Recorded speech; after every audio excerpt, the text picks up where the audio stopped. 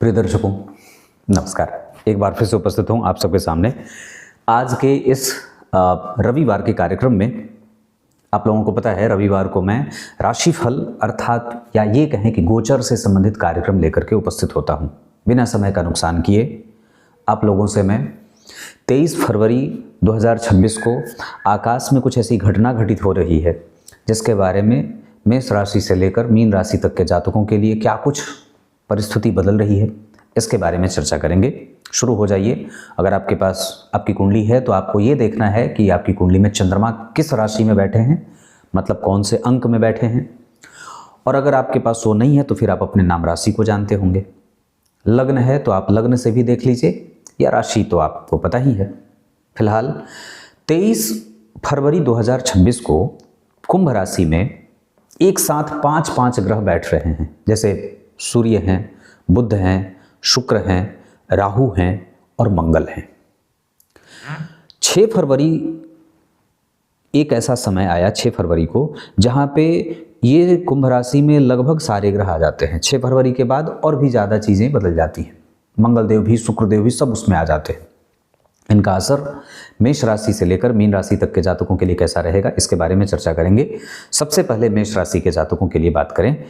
ये जो 23 फरवरी वाली घटना है, मेष राशि के जातकों के महत्वाकांक्षा की वृद्धि करेगी और उनके अनुकूल परिस्थिति का निर्माण करेगी। 23 फरवरी से जो ग्रह की स्थिति बदलेगी उसमें मेष राशि के जातकों के लिए इस तरीके का परिणाम देखने को मिलेगा। अगर वृष राशि की बात करेंगे तो वृष राशि के स्वामी जो शुक्र देव होते हैं वो भी उसी राशि में हैं। लगभग सिर्फ मंगल अस्त होंगे, बाकी और कोई ग्रह अस्त नहीं है। यही इस आकाशीय घटना की सबसे अच्छी बात है कि लगभग सूर्य के पास पहुंच करके ग्रह अस्त हो जाते हैं, पर सिर्फ मंगल देव ही अस्त होंगे क्योंकि तुरंत ही राशि वही बदल रहे हैं। तो ये जो आकाश की स्थिति बनी उसमें वृष राशि के जातकों के लिए जो उनके पद और प्रतिष्ठा, नौकरी और सम्मान की वृद्धि होगी वो वृष राशि के जातकों को मिलेगी 23 फरवरी के बाद। अगर आप प्रमोशन के लिए इच्छुक हैं, चिंता इतने दिन से कर रहे थे, तो फिर आपको वृष राशि के जातकों को ये प्रमोशन, ये आकाशीय युति जो पंचग्रही योग बन रहा है जिसमें राहु सभी के बलों की वृद्धि कर रहे हैं। थोड़ी सी आकाश की बात कर दूं तो सूर्य धनिष्ठा सतभिखा नक्षत्र में है, मंगल धनिष्ठा नक्षत्र में होंगे, राहु भी सतभिखा नक्षत्र में है कुंभ राशि में, शुक्र देव पूर्वा भाद्रपद में है और बुध देव भी पूर्वा भाद्रपद में है। इसमें विचार करें तो मंगल अपने ही नक्षत्र में गोचर करेंगे, जबकि सूर्य राहु के साथ बैठे हैं उसके ही नक्षत्र में। और कुंभ राशि को राहु देव अपनी राशि मानते हैं, अपनी राशि मानते हैं, मित्र की भी नहीं, अपनी राशि। मतलब शनि के जो मूल त्रिकोण राशि की बात होती है वहां राहु देव उसको अपनी राशि मान करके श्रेष्ठ परिणाम करने वाले हो जाते हैं। बुधदेव जन्म कुंडली में पूर्वा भाद्रपद में बैठे हैं और गुरु से दृष्ट हैं। उसके बाद अगर बात करते हैं तो शुक्र भी पूर्वा भाद्रपद में रहेंगे, 22 अंश पे हैं, 27 अंश पे हैं। ये दोनों ग्रह, विचार करिए क्यों मैं ये बात बता रहा हूं, क्योंकि कुंभ राशि को जिस ग्रह ने प्राप्त किया है, शुक्र और बुध ने, ये पूर्वा भाद्रपद नक्षत्र में दोनों ही ग्रह गोचर कर रहे हैं और उन पर देवगुरु बृहस्पति की दृष्टि है। और ज्योतिष का सिद्धांत ये कहता है कि जिस नक्षत्र में कोई भी ग्रह बैठा हो, उस नक्षत्र का स्वामी अगर उसे कहीं से देख ले तो व्यक्ति को वो बहुत ही ज्यादा राजयोगों से भी ज्यादा श्रेष्ठ परिणाम करने वाला हो जाता है। अर्थात कहने का अर्थ ये है भगवान कि बुध और शुक्र भी लाभ देने वाली स्थिति में आ जाएंगे। और सिर्फ ऐसा इसलिए होगा क्योंकि जिस नक्षत्र में वो बैठे हैं उस नक्षत्र का स्वामी देवगुरु बृहस्पति उन्हें देख रहा है। पर फिलहाल मैं बात कर रहा था वृष राशि के लिए, तो आपके सामाजिक प्रतिष्ठा में वृद्धि होगी, प्रमोशन वगैरह के योग बनेंगे 23 फरवरी 2026 के बाद। मिथुन राशि के जातकों के अगर बारे में बात करते हैं तो संतान के योग बनेंगे और एक साथ बहुत सारी चीज़ें आपको प्राप्त होने लगेंगी। एक साथ बहुत सारा अवसर आने लगेगा। कभी आपको लगेगा ये भी करना है, उसी समय आपको यहाँ से भी आ जाए।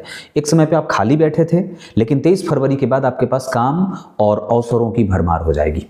ऐसा मिथुन राशि के जातकों के लिए होगा। कर्क राशि के जातकों को चूंकि ये युति आपकी राशि से अष्टम स्थान में हो रही है तो रक्त विकार, स्वास्थ्य से संबंधित समस्या हो सकती है, इसका ध्यान रखना होगा। और आपके बने बनाए काम जो पूर्व में बने बनाए थे, जिसको अब सिर्फ प्रेजेंट करना था, प्रेजेंटेशन आपने तैयार किया है और कोई काम जो आपने पूरा पेपर वर्क कर दिया है, अंतिम में जा करके अगर वो बिगड़ने की स्थिति में आ रही है तो उसके लिए आपको तैयार होना होगा। उसके लिए आपको एक बैकअप प्लान बनाकर रखने की आवश्यकता होगी। विशेषतया जो सरकार से जुड़कर काम करने वाले लोग हैं और जो किसी भी तरीके से बहुत बड़ी बड़ी कंपनियों से अपना साठ गांठ करके काम चलाते हैं, उनके लिए भी यह अवसर सावधानी से भरा रहने वाला होगा। तो कर्क राशि के जातकों को यहाँ पे सावधान रहना होगा। उसके बाद सिंह राशि के लिए, तो सिंह राशि में अभी केतु देव और उनके ही जस्ट साथ सामने वाले भाव अर्थात कुंभ राशि पे ये पंचग्रही योग बन रहा है, जिसमें राहु लगभग मंगल को, सूर्य को, शुक्र को, बुध को और क्या बोलते हैं कि सूर्य को, सबको प्रभावित कर रहे हैं। तो सिंह राशि के जातकों को अपनी दिनचर्या पे फोकस करना होगा, अपने दाम्पत्य को सही करना होगा, व्यापार में किसी भी प्रकार से कोई नाराजगी नहीं करनी होगी और अपने पड़ोसियों के साथ आपके संबंध भी ठीक रखने का दबाव बढ़ेगा। हालांकि ये चौतरफा परिणाम आपको देने की स्थिति बनाएंगे, लेकिन आपको निश्चित रूप से संतुलन बनाने का काम भी करना होगा। कन्या राशि, कन्या लग्न के जातकों के लिए ये जो युति है ये नौकरी देने वाली बन सकती है। इसका अर्थ ये होगा कि अगर आप बहुत समय से नौकरी की तैयारी कर रहे हैं, परीक्षा की तैयारी कर रहे हैं, तो आपको इसमें लाभ होगा। इस जो आकाश की घटना घट रही है 23 फरवरी को, इससे कन्या राशि के जातकों को नौकरी और पद वृद्धि के योग बनेंगे। आपके समझने और सोचने की शक्ति बढ़ने वाली है। हो सकता है कि आप और भी ज़्यादा प्रैक्टिकल बिहेवियर करने वाले हो जाएं। तुला राशि के जातकों के लिए यश, मान, पद प्रतिष्ठा, संतान, दाम्पत्य, विवाह, प्रेम और सौंदर्य की वृद्धि, समाज में आपका लेख बढ़ जाए, समाज में आपकी प्रतिष्ठा बढ़ जाए, पुत्र संतान की प्राप्ति हो जाए, ये तुला राशि के जातकों को। हाँ, एक चीज़ जो मैं थोड़ा बहुत ये जरूर कह सकता हूँ कि तुला राशि के जातकों को अपने दाम्पत्य पे फोकस थोड़ा बढ़ाना होगा, उनका ख्याल रखना होगा और कई बार जो छोटे मोटे मतभेद हैं उसको सामने बैठकर हल करना होगा। वृश्चिक राशि, वृश्चिक लग्न के जातकों के लिए ये मौका बहुत अच्छा है स्टेट बनाने के लिए, बैलेंस बनाने के लिए। तो इस दौरान अपना ध्यान जो है वो व्यय से ज़्यादा बजट बनाने पे करें कि कैसे किस तरीके से उसको सुनियोजित ढंग से धन को खर्च किया जाए। और वृश्चिक राशि के जातकों को धन के व्यय पे नियंत्रण रखने की आवश्यकता होगी। धनु राशि, धनु लग्न के जातकों के लिए पराक्रम भाव में ये युति हो रही है। सूर्य वहाँ, मंगल वहाँ, बुध, गुरु, शुक्र, सारे गुरु की दृष्टि भी है। तो आपको भाई बहन, आपका कम्युनिकेशन, आपका ट्रांसपोर्ट, आपका जो पूरा जो प्रॉपर्टी है, जो आप अपने अंदर से एनर्जी, जिसको आप कह सकते हैं कि आपकी एनर्जी जो रूपी साधन है, उसमें आपकी वृद्धि होगी। धनु राशि के जातकों के लिए ये गोचर भाग्य की वृद्धि करने वाला होगा। हाँ, बड़बोलेपन से बाज आना होगा। कई बार बहुत ज़्यादा सामने वाले को कमज़ोर आंक करके आप अपने आप को मजबूत सिद्ध ना करें, हो सकता है कल को वो भारी पड़ जाए। तो और बातचीत करने में थोड़ा बहुत अति आत्मविश्वास से युक्त होकर के बातचीत ना करें, थोड़ी सावधानी बरतें धनु राशि के जातकों के लिए। मकर राशि के जातकों के लिए धन लाभ, पैतृक संपत्ति की वृद्धि, इंटेलेक्चुअल भी होंगे, प्रैक्टिकल भी होंगे, डीप थॉट में जाएंगे और काम बनाने के बारे में विचार करेंगे। अभी आप काम बिगाड़ना नहीं चाहेंगे। मकर राशि के जातकों को बहुत सुनियोजित ढंग से काम करना है और अब आपकी जो इमेज है वो समाज में एक बहुत ही गंभीर और बेहतरीन मानसिकता के व्यक्ति के तौर पे बनेगी। मकर राशि के जातकों को ये जो समय आ रहा है 23 फरवरी से, आप समझ लीजिए कि जितने दिन से आप अपने अस्तित्व की लड़ाई लड़ रहे थे, अब उसका समापन होने वाला है और ये सारे ग्रह आपके पक्ष में आकर के आपके पलड़े की तरफ आ रहे हैं। तो ये भी एक मकर राशि के लिए अच्छी बात होगी। कुंभ राशि में ही ये युति हो रही है, तो आपको अपनी एनर्जी को सुनियोजित करना होगा, उसे ठीक ढंग से प्रेजेंट करना होगा। दाम्पत्य, परिवार, संतान, विवाह, मतभेद से न गुजरे, इसका ध्यान। आप एक ही बार में बहुत सारी, ऐसा लगेगा जैसे मेरे पास बहुत सारी शक्तियाँ काम कर रही हैं, मुझे बहुत ज़्यादा एनर्जी आ रही है, मैं एक ही बार में सारा काम कर लूँगा और अति आत्मविश्वास से युक्त हो जाएंगे।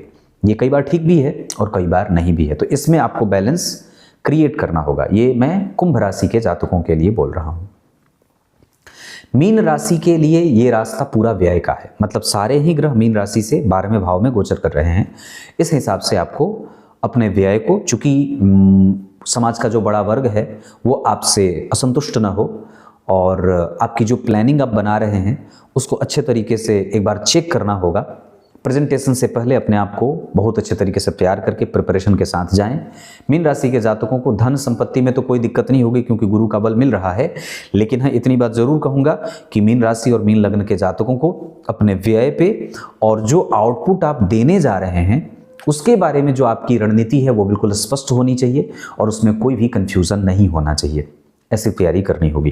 तो कुल मिलाकर के ये जो 23 फरवरी वाली घटना घट रही है, इसमें इतने राशियों को इस तरीके का परिणाम देखने को मिलेगा। मैं बहुत बड़ा कार्यक्रम बनाने में विश्वास नहीं करता और बहुत जो है वो तरीके से ही प्रस्तुत होना चाहता हूँ। रविवार का कार्यक्रम आप लोगों को इससे पता चल जाता है कि हाँ यहाँ से भी ये जानकारी मिल जाती है। तो अपने आप को इस तरीके से रखें, कोशिश करें जितना ज़्यादा हो सके। मैंने जिन विषयों पे ध्यान देने को कहा है वहाँ पे, बाकी तो चीज़ें जो होनी है वो तो होके ही रहेंगी।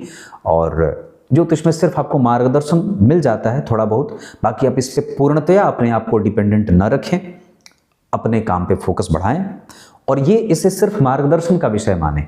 ऐसा नहीं कि हम जो पंडित जी कह रहे हैं वही होगा या जो नहीं कह रहे हैं वो बिल्कुल भी नहीं होगा, ऐसा नहीं है।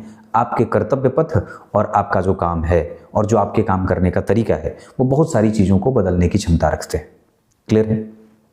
कुछ इसी तरीके से आज के इस महत्वपूर्ण गोचर वाले कार्यक्रम का समापन करते हैं। तब तक के लिए बहुत बहुत नमस्कार।